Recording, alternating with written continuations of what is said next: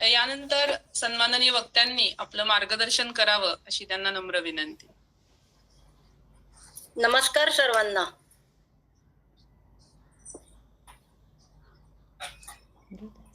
आज विजयादशमीच्या राष्ट्रसेविका समितीच्या वाई येथील उत्सवात मला निमंत्रण मिळाले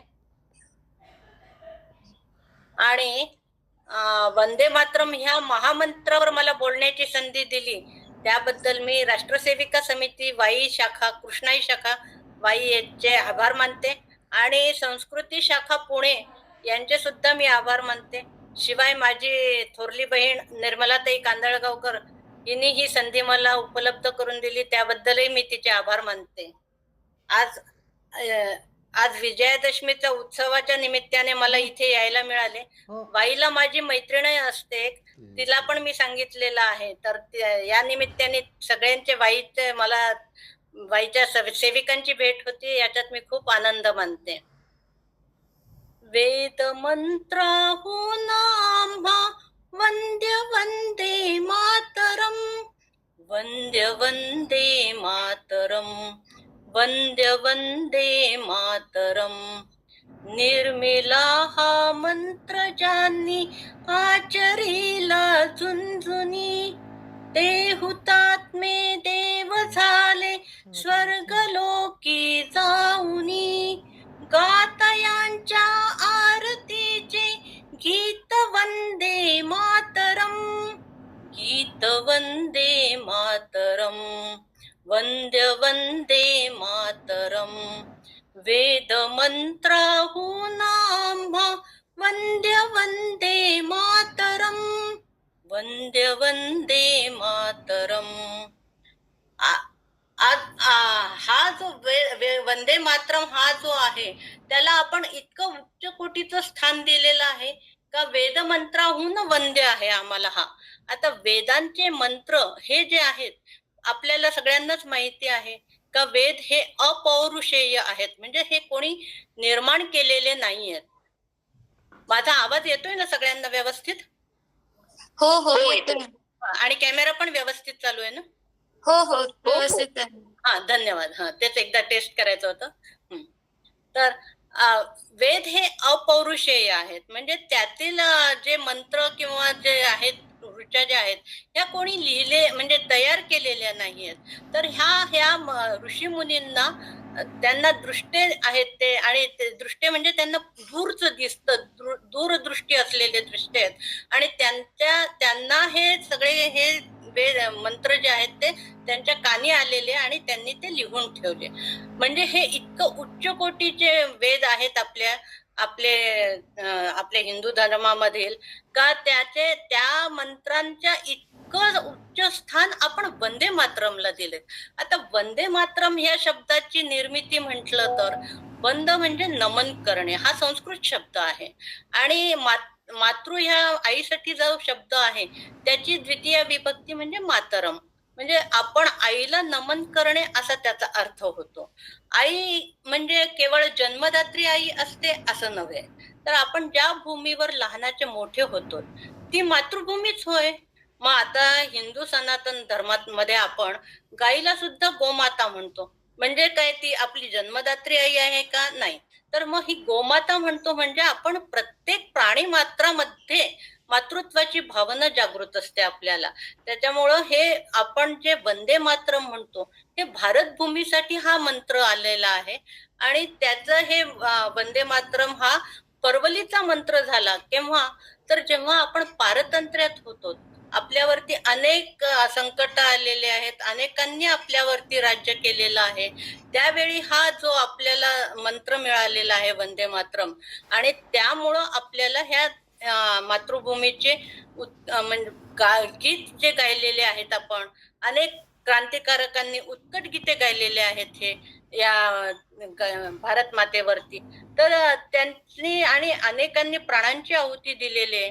आता सावरकरांचे भक्तिपर गीते तर आपल्याला प्रसिद्ध माहितीच आहेत का, जयोस्तु ते श्री महन मंगले शिवास्पदे शुभदे, किंवा तुझं वीण जनन ते मरण, म्हणजे तुझ्याशिवाय जगणं हे सुद्धा मरण्यासारखंच आहे.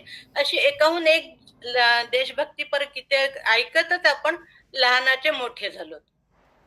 आता वंदे मातरम हे राष्ट्रगीत कोणी लिहिलेलं आहे, त्याचा उगम कसा झाला, त्याची उत्पत्ती कशी झाली, याच्याबद्दल आपण थोडासा विचार करूया. का वंदे मातरम हे राष्ट्रगीत झालेलं आहे आणि जनगण मन हे सुद्धा राष्ट्रगान आहे आणि त्याला आंतरराष्ट्रीय मान्यता मिळालेली आहे आणि वंदे मातरम हे राष्ट्रगीत आहे. तर बंकिमचंद्र चट्टोपाध्याय उर्फ बंकिमचंद्र चटर्जी यांनी 1875 साली हे वंदे मातरम गीत लिहिलेलं आहे, राष्ट्रगीत. साधारण 150 वर्ष झालेले आहेत त्या राष्ट्रगीताला आणि त्या बंगालमध्ये ते मोठे साहित्यिक होते. त्यांनी आनंद मठ या कादंबरीतून हे गीत साकारलंय आणि त्यांचा जन्म 26 जून 1838 ला झाला. तर ते बंगाली साहित्यिक होते. त्यांनी अनेक कादंबऱ्यांचे कथांचे लेखन केले आणि हा जो आनंद मठ ही जी कादंबरी आहे ही त्यांच्या साधारण आयुष्याच्या शेवटच्या टप्प्यात लिहिली गेलेली आहे आणि त्यांनी ती 2 वर्ष त्यांना ते लिहायला लागले, त्यांना ही कादंबरी. पण ही ऐतिहासिक आणि सत्य घटनेवर आधारित आहे. तुम्हाला जर कदाचित कोणी आणीबाणीच्या काळात आठवत असेल तर आनंद मठ कादंबरीवरती बंदी आली होती आणि आम्ही स्वतः हे सगळं भोगलेलं आहे. का आमच्याकडे आनंद मठ कादंबऱ्या होत्या तर त्या आम्ही कुठे कुठे लपवून ठेवल्या आणि शिवाय आमच्या घरामध्ये तर माझी बहीण, मोठे भाऊ, 2 नंबरचे भाऊ सगळ्यांच्या वरती वॉरंट असल्यासारखं होतं. आमच्या घराच्या समोर गुप्त वेशात सीआयडी बसल्याचे आणि शिवाय ह्या निर्मलाताई अभाविपचं काम करायच्या, त्याच्यामुळं त्यांच्यावरही बरीच पाळत असायची. आणि ह्या सगळ्या आणीबाणीच्या घटनांमध्ये आनंद मठ कादंबरी ही म्हणजे एक ठेवा होता, म्हणजे आपल्या राष्ट्रभक्तीचा ठेवा होता. तर त्या आनंद मठ मध्ये पूर्ण राष्ट्रभक्तीपर सगळं हे वर्णन आहे. ह्या आनंद मठ कादंबरीचे जे बंकिमचंद्र चटर्जी यांनी 1880 ला साधारण ही कादंबरी लिहिली आणि म्हणजे त्यांच्या आयुष्याच्या शेवटच्या टप्प्यावरच लिहिल्यासारखी झालेली होती. पण ती इतकी प्रसिद्ध झाली का त्यांच्या जिवंतपणीच त्याच्या 5 आवृत्त्या झाल्या आणि 5 आवृत्त्या झाल्यानंतर त्यांच्या अनेक भाषांमध्ये सुद्धा भाषांतर झालेले आहेत. तर ह्या कादंबरीचे प्रशंसक कोण असावेत तर स्वामी विवेकानंद, योगी अरविंद असे मोठे मोठे जे व्यक्तिमत्व होते त्यांनी ह्या कादंबरीची प्रशंसा केली.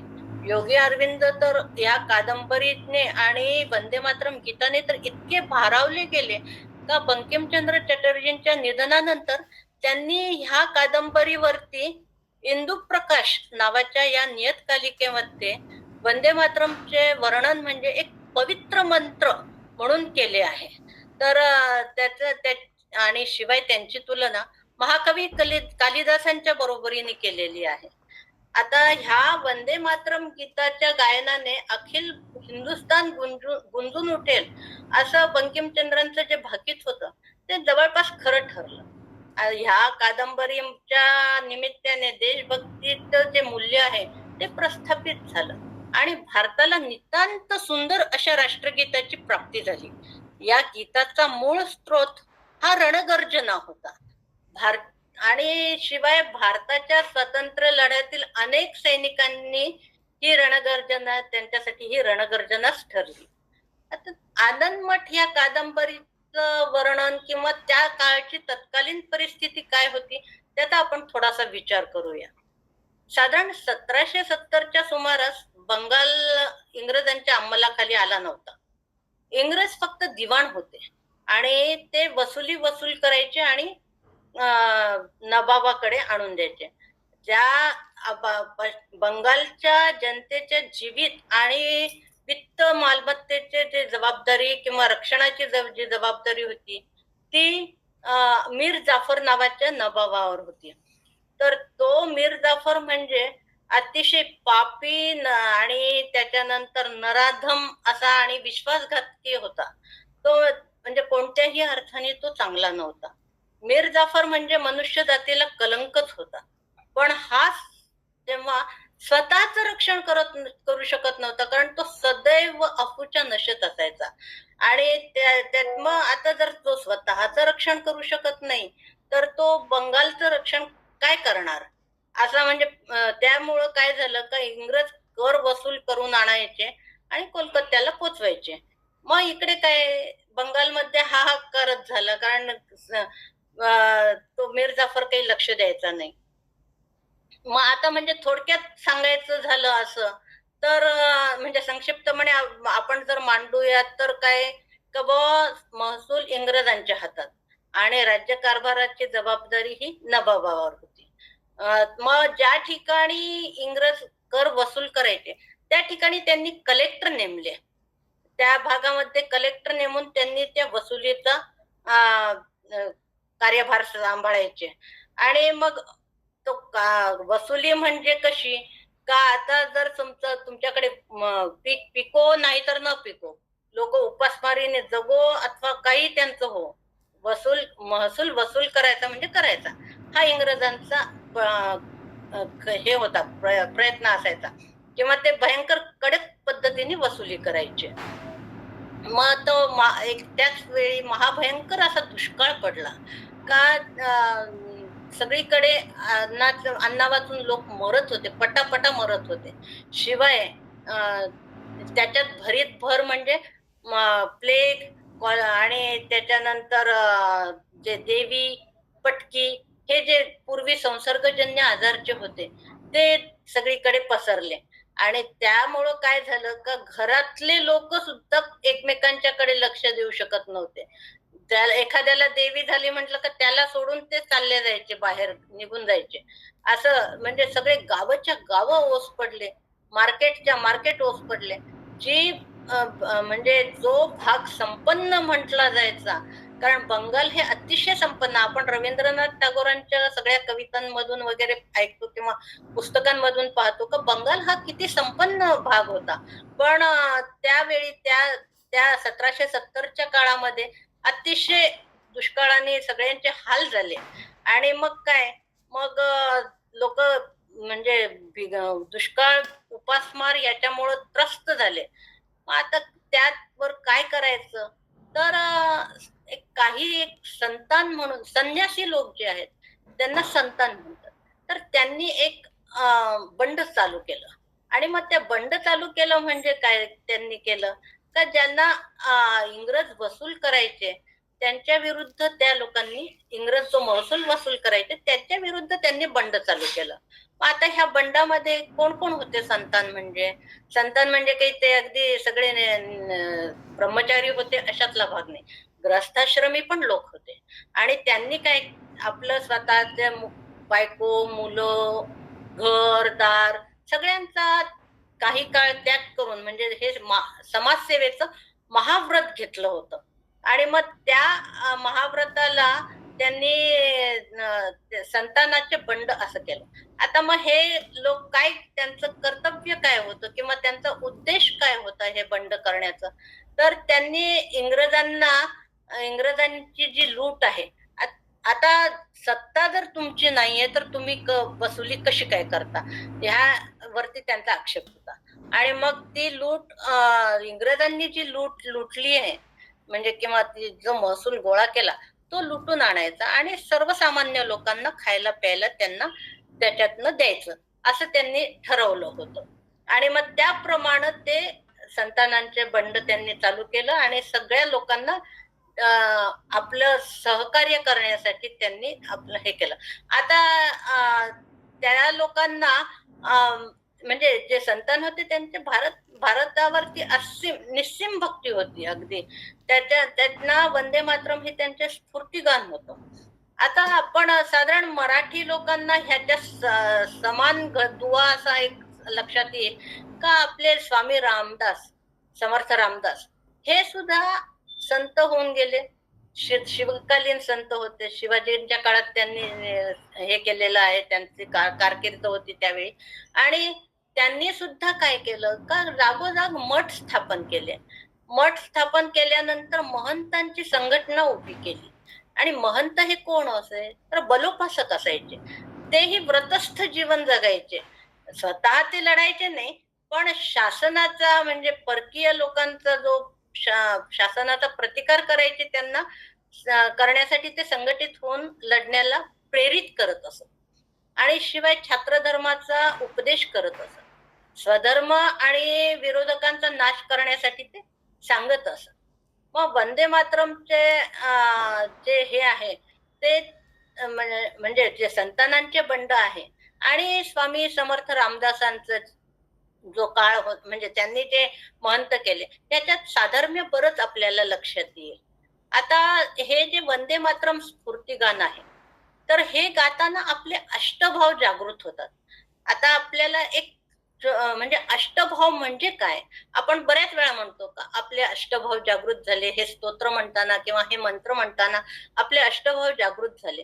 तर ते अष्टभाव म्हणजे कोणते असतात तर पहिला जो भाव असतो तो स्वेद. स्वेद म्हणजे घाम येणे. संस्कृत मध्ये घामाला स्वेद म्हणतात. आता हे गीत जे वंदे मातरम गीत आहे हे गाताना आपल्या शरीराला घाम येतो. आता घाम का येत असतो का आपल्या शरीरातली उष्णता वाढल्यानंतर घाम येतो व हा स्वेद हा पहिला भाव झाला. आता दुसरा जो भाव आहे तो कंप. तर हे ह्या भावात पोचल्यानंतर शरीराला कंप जाणवतो. आपण म्हणतो ना का मला अगदी म्हणजे अंग थरथरलं मला ते म्हणताना वगैरे. तर हे कंप म्हणजे तो एक अष्टभावातला दुसरा भाव आहे. आता तिसरा भाव जो आहे तो रोमांच. रोमांच म्हणजे आपल्या शरीरावर रोमांच उभे राहिले आपण जे म्हणतो. तर भारत मातेचं जे वर्णन आहे ते सांगताना आपल्या शरीरावरती अंगावरती रोमांच येतात. आता चौथा भाव जो आहे तो अश्रू. आता भारत मातेच्या वर्णनाने आपल्याला किंवा वर्णन किंवा त्याचा अनुभव जो आहे म्हणजे आपण जे पाहतो का भारत माता आधी किती संपन्न होती. म्हणजे इतकी संपन्न होती का 17 वेळा सोमनाथावरती स्वारी केली तरी आपली संपत्ती कमी नाही झाली. म्हणजे क्षणभर आपण असं म्हणतो का आपण त्याचा गर्व मानूया का 17 वेळा लुटली तरी आमची संपत्ती कमी नाही झाली. त्याचा अर्थ आम्ही किती संपन्न होतो. किंवा पूर्वी म्हणायचे का सोन्याचा धूर निघायचा भारतातनं वगैरे.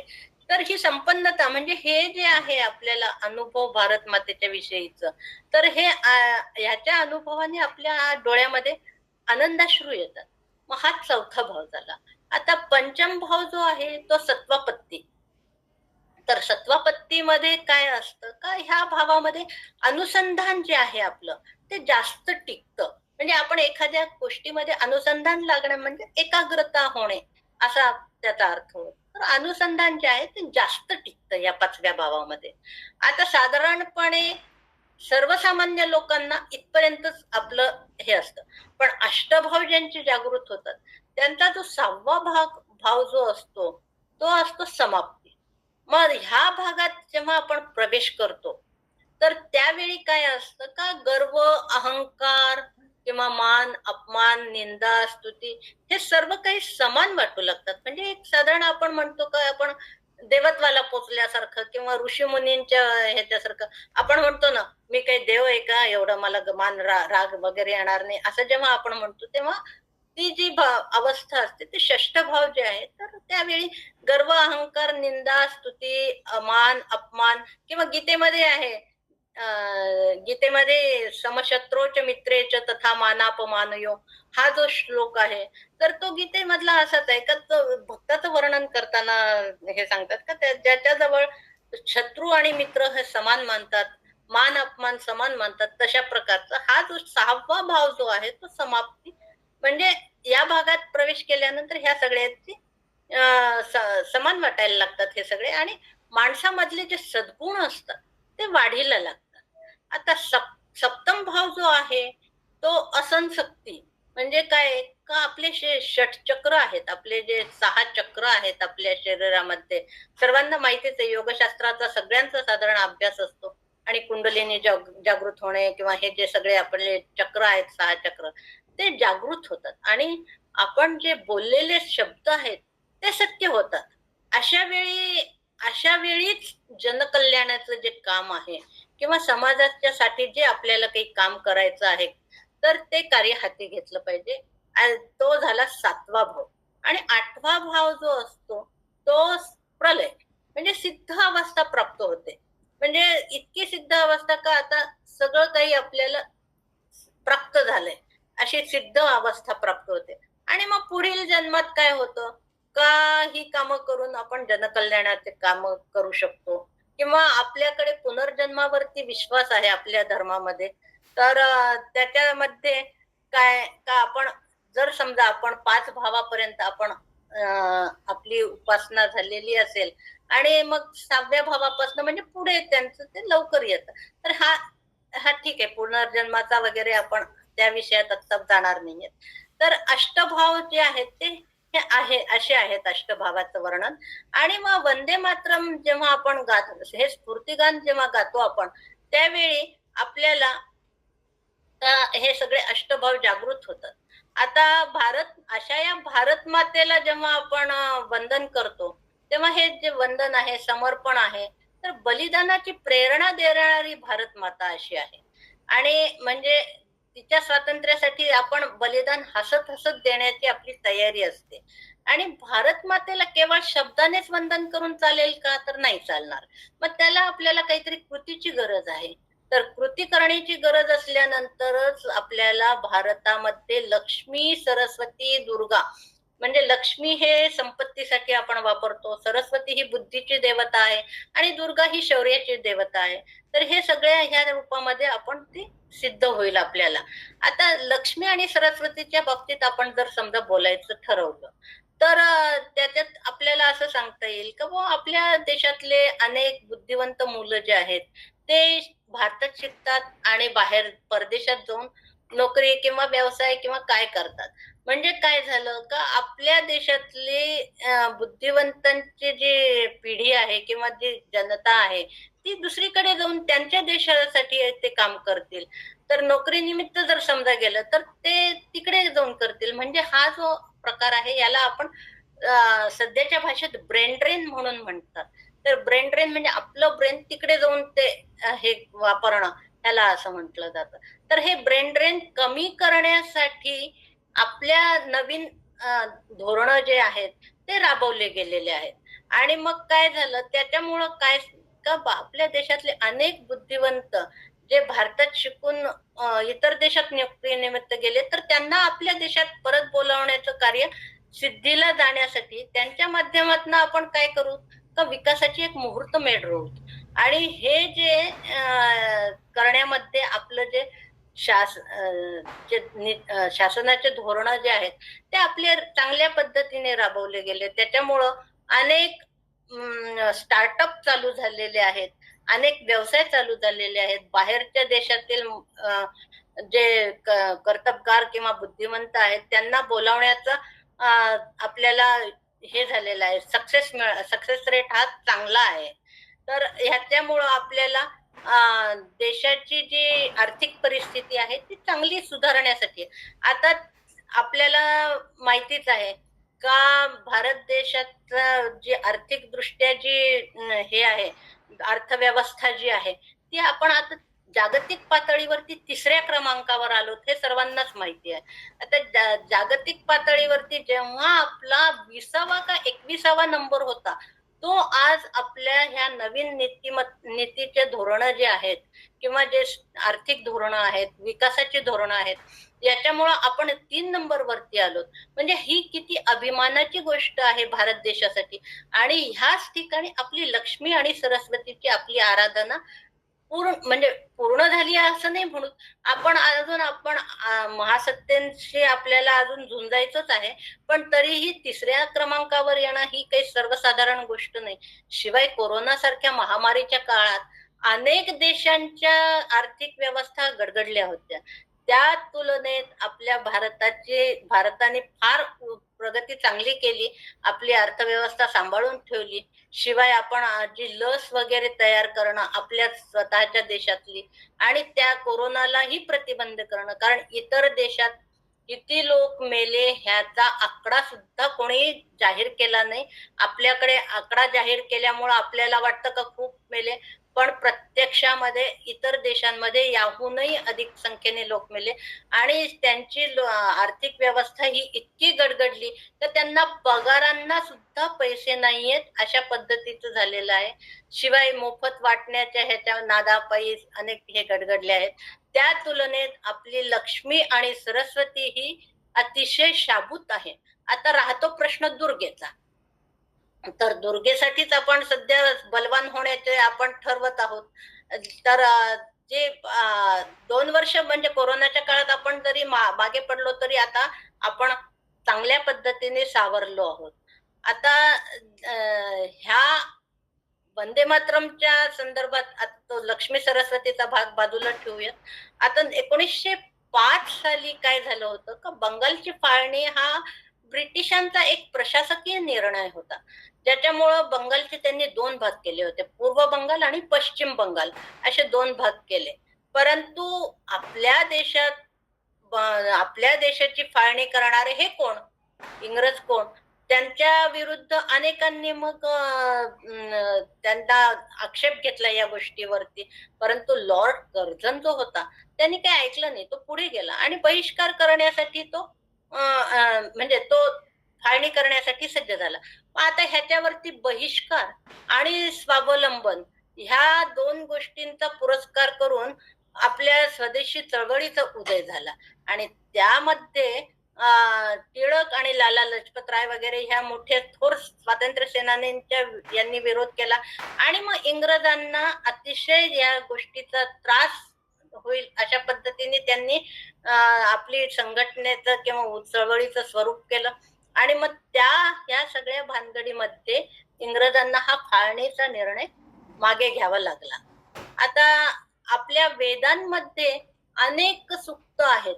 आपले जे 4ही वेद आहेत त्याच्यात ऋग्वेदामध्ये तर इतके जवळजवळ 10,000 सूक्त आहेत, पण त्याच्यामध्ये कोणतेही व्यक्तिगत असे सूक्त नसतात. तर हे सगळे त्यांचा उद्देश असा असतो का राष्ट्रभक्तीपर सूक्त असतात. तर बहुतांश सूक्त हे राष्ट्रभक्तीवरती आहेत. राष्ट्रविवर्धन स्तोत्र किंवा पृथ्वी सूक्त किंवा नासदीय सूक्त हे असे कितीतरी उदाहरणं आहेत का ज्याच्यात. शिवाय आता आपण जी मंत्र पुष्पांजली जी रोज आपण म्हणतो तर यज्ञेने यज्ञ धर्म, तर ती ही जी आहे तर ही जी आहे ती राष्ट्राचीच प्रार्थना आहे एका पद्धतीने. आपण व्यक्तिगत कधीही महत्व दिलं नाही, आपण केवळ सदैव राष्ट्राला महत्व दिलंय. म्हणजे पहिल्या नंबरवर कोण तर राष्ट्र असं आपल्या प्रत्येकाच्या ह्याच्यात आहे आणि ही जी भावना आहे ही जागृत ठेवण्यासाठी वंदे मातरम हा मंत्र आपल्याला परवलीचा ठरलेला आहे. तर ह्या म्हणजे आपण साधं पहा, सकाळी उठून आपण जे म्हणतो का आपण पृथ्वीची क्षमा मागतो किंवा भूमीची क्षमा मागतो का, तर आता मी तुझ्यावरती पाय ठेवणार आहे. म्हणजे आपण म्हणतो का समुद्र वसने देवी पर्वतस्तन मंडले विष्णुपत्नी नमस्तुभ्यम पादस्पर्शम क्षमस्व मे. म्हणजे काय का मी आता तू अशा तुझ्या ह्या भूमीवरती मी पाय ठेवत आहे, अशी ही आपल्या वैदिक धर्माची शिकवण आहे. आपण कधीही म्हणजे कोणालाही तुच्छ भावनेने वागवत नाही किंवा म्हणजे सगळ्यांना आपण आदरानेच वागवतो, ही आपल्याला आपली शिकवण आहे. आता आपल्या पूर्वजांनी त्यांच्या रक्ताचे सडे शिंपडून निर्माण केलेला हा जो भारत देश आहे तो काही खाजगी मालमत्ता आहे का कोणाची, खुशाल परधर्मीयांना वाटून टाकून त्याचे तुकडे करायचे, असं हे थोडं त्यांची स्वतःची मालमत्ता थोडीच आहे. आणि गोवंशाचा जिथे मान व्हायला पाहिजे तिथे गोवध सरसकट व्हायला लागला होता.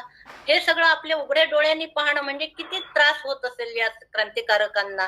आता महाराष्ट्रामध्ये गोवध बंदीचा आणि गाईला मातेचा दर्जा दिलाय राष्ट्रमाता म्हणून, तो आत्ता झालेला आहे. म्हणजे आज आपल्याला स्वातंत्र्य प्राप्तीनंतरही इतक्या वर्षांनी हे सगळं आपल्याला होत आहे. तर ह्याच्यामध्ये कसं का अति स्वायत्तता झालेली होती, त्याच्यामुळे काही गोष्टी घडल्यात, त्यामध्ये आपण जाणं शक्य नाही किंवा त्यात जायला नको. आता जेव्हा स्वातंत्र्यवीर जे असतात ते त्यांना काय असतं का जननी जन्मभूमी स्वर्गादपि गरीयसी. म्हणजे जी आमची जी जन्मभूमी आहे, हे जी जन्मभूमी आहे ती जननी आपण म्हणतो. आणि मग ती कशी आहे का स्वर्गाहून श्रेष्ठ आहे असं आपण म्हणतो. मग ज्या संन्यासी लोकांनी लोकांच्या संरक्षणासाठी आपल्या भारत मातेला जननी मानलं, त्यांच्या मतानुसार तर त्यांना वडील, बहीण, भाऊ, घर दार काहीच नाही असं सर्वांचा त्याग करून भूमीच्या सेवेचं महाव्रत घेतलेलं आहे. मग त्यांना भारतभूमीचं जे वर्णन आहे का सुजलाम सुफलाम वंदे मातरम मध्ये वर्णन केलेलं आहे. तर हे जे सुजलाम सुफलाम म्हणजे इथलं जे जल आहे ते किती चांगलं आहे, किंवा ती जी इथली भूमी आहे किती चांगले फळं देणारी आहे. म्हणजे ही जी भारतभूमीचं जे वर्णन आहे ते असं अंगावर रोमांच उभे करणारं आहे. आणि मलय जे शीतलाम म्हणजे मलयगिरी जो पर्वत आहे त्या पर्वतावरती सगळ्यांनाच माहिती आहे का चंदनाचे वृक्ष आहेत.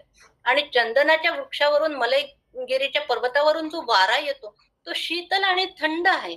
म्हणजे आपल्या भारतभूमीचं वर्णन ऐकताना खरोखरच आपल्याला अगदी आश्चर्यचकित व्हायला होतं का किती हे सुंदर वर्णन झालेलं आहे या गीतामध्ये. हे असं राष्ट्रीय गीत आपल्याला मिळालेलं आहे. सुखदाम वरदाम असं त्याचं वर्णन केलेलं आहे. आणि मग तिला जे पारतंत्र्यात असताना स्वातंत्र्य मिळवण्यासाठी ज्यांनी प्रयत्न केले तर त्यांना कसं त्यांच्या बाबतीत म्हणता येईल का रिपुदल वारिणी बहुबल धारिणी म्हणजे जे शत्रू आहेत त्यांचा निपात करणारी. आणि जे आपलं राष्ट्रप्रेमी लोक आहेत त्यांनी संरक्षण करायचं असं ठरवलेलं आहे.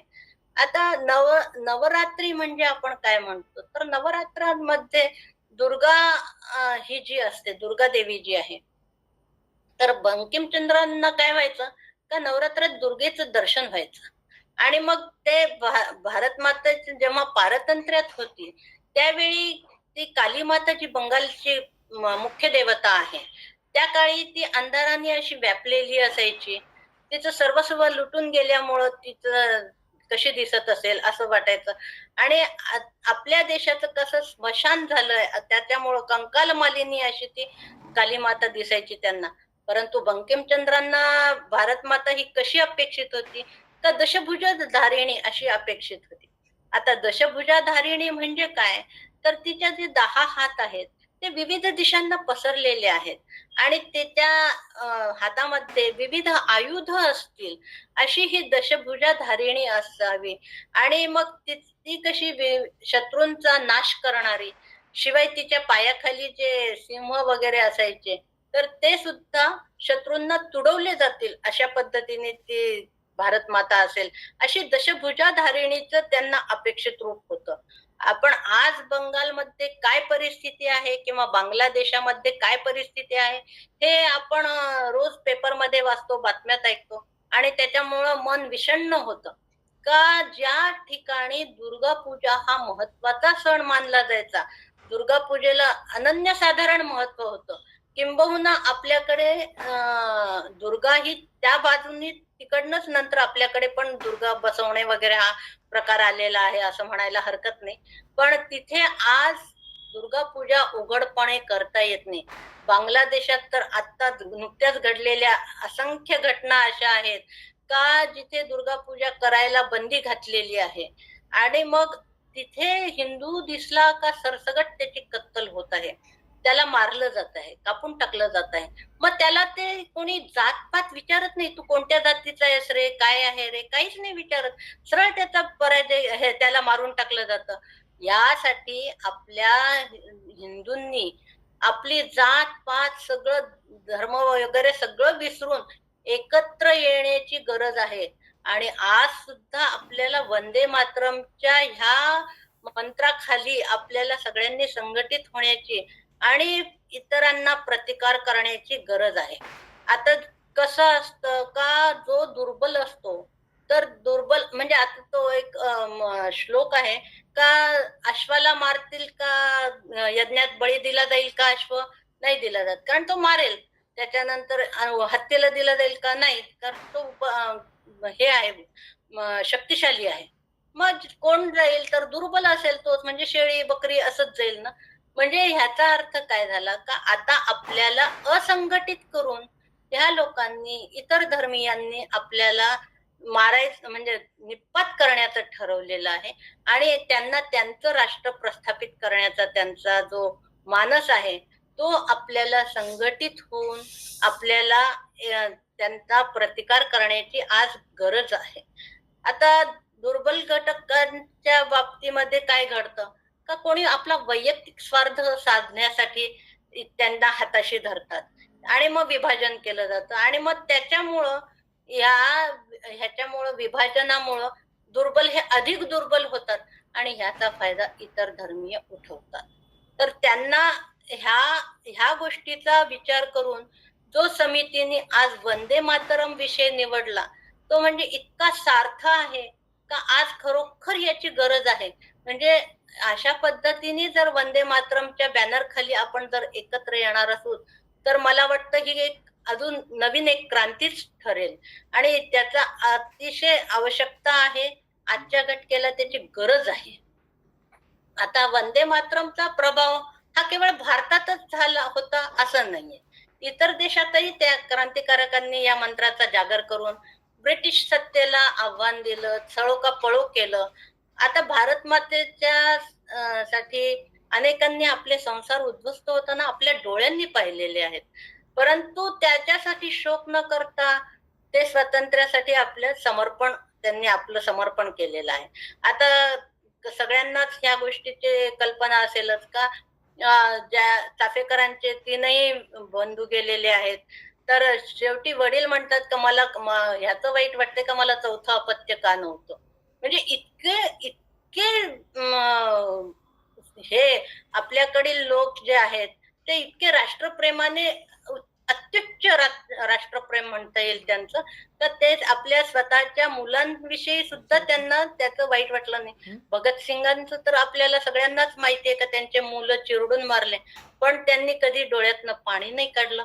तर हे जे आहे हे इतकं अत्युच्च प्रेम कशासाठी आहे तर ह्या भारत मातेसाठी ह्या सगळ्यांनी आपलं हे केलंय, जीव अर्पण केलेला आहे आणि त्याच्या पुढे हे आज असे दिवस यावेत याची आपल्याला खंत वाटली पाहिजे, आपल्याला राग आला पाहिजे, आपलं रक्त सळसळून उठलं पाहिजे.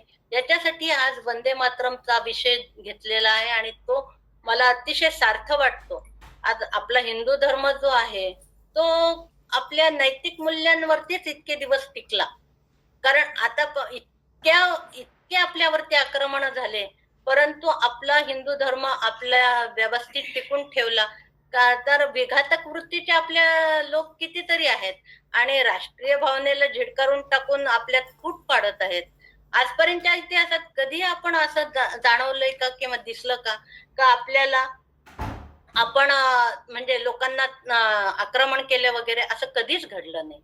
अखंड भारताचा जो विस्तार होता आपला तो किती आपलं कंबोज वगैरे हे सगळं आहे म्हणजे आजच्या भाषेत कंबोडिया वगैरे सगळं हे ते आहे. हा मोठा जम्बूद्वीप म्हणायचे तर हा मोठा विस्तार होता.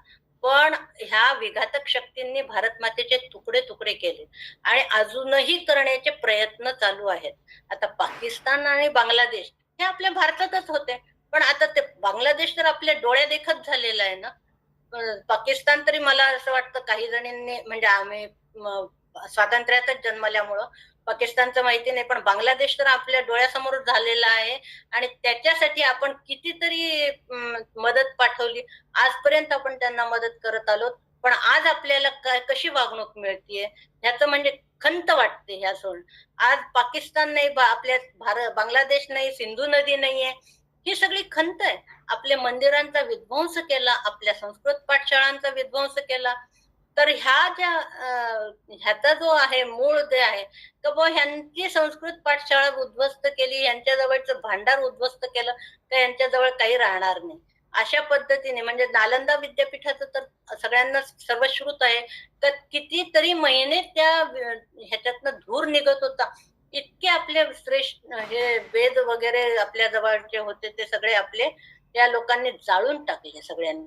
तर आता ह्याच्यात कसं आहे का एक उपनिषदांमध्ये एक रूपक कथा आहे का त्याच्यात सगळे जे आपल्या शरीरातली इंद्रिय जे आहेत ते एकमेकांना आपल्या श्रेष्ठत्वासाठी भांडत होते. तर मग प्रत्येक इंद्रियाला वाटायचं का नाही मीच श्रेष्ठ आहे कानाला वाटलं का मी श्रेष्ठ आहे, मला ऐकायला येतं म्हणून मी श्रेष्ठ आहे असं त्यांना वाटलं. मग असं ठरलं का मग एक एक वर्ष त्या इंद्रियांनी बाहेर जायचं. मग त्याप्रमाणे कानाने एक वर्ष बाहेर जायचं ठरवून कान गेला बाहेर. त्याच्यानंतर मग काय तो माणूस कसा जगला तर बहिऱ्यासारखा जगला, त्याला काहीच फरक पडला नाही त्याच्यामध्ये.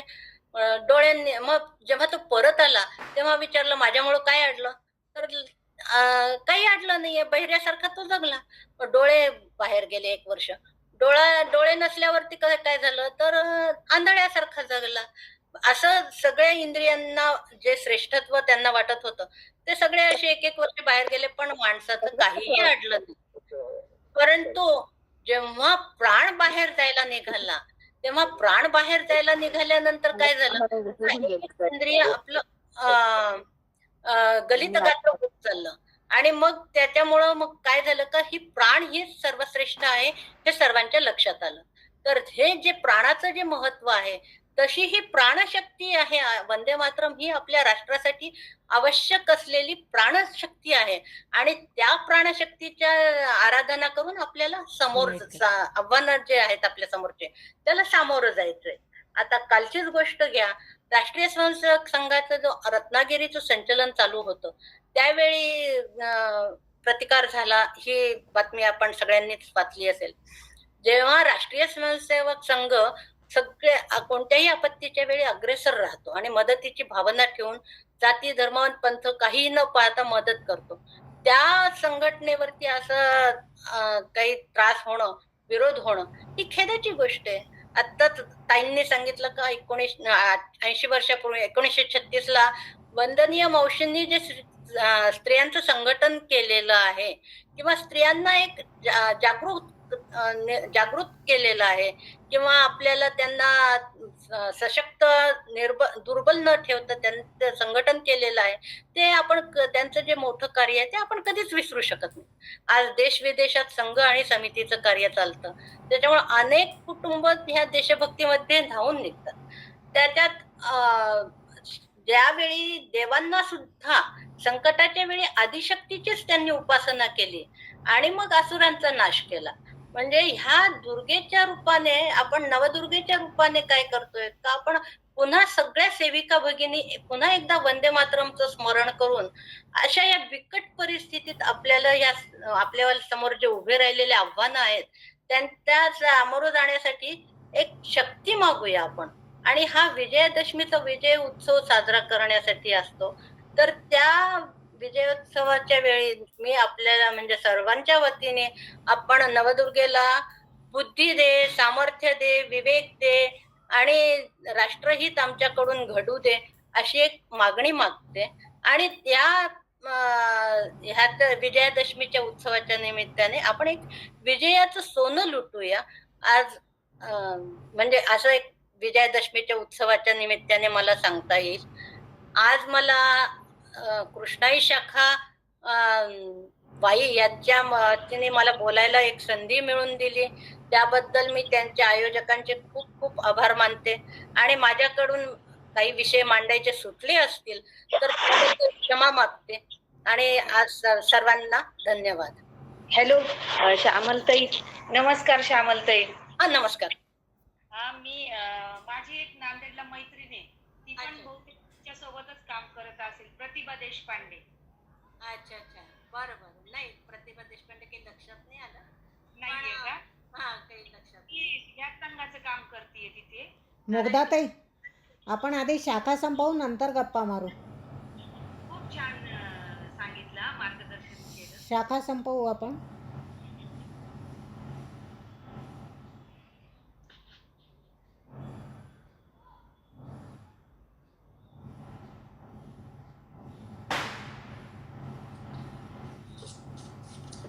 सुंदर विषय विवेचन मी बोलताई श्यामलाताई.